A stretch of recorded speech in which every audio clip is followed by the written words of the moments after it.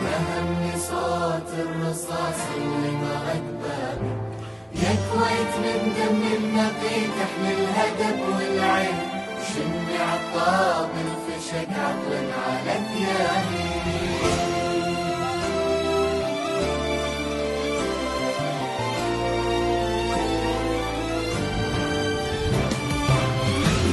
اهلا يا هلا في بيت القريب، فهمني صوت الرصاص اللي ضرب بابي، يا كويت من دم النقي تحيي الهدف والعين، شمي عطاب الفشق عقلك على ثيابي.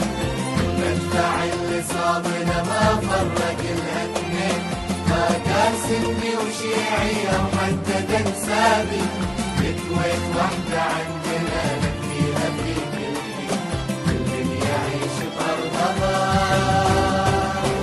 في عز الترابي.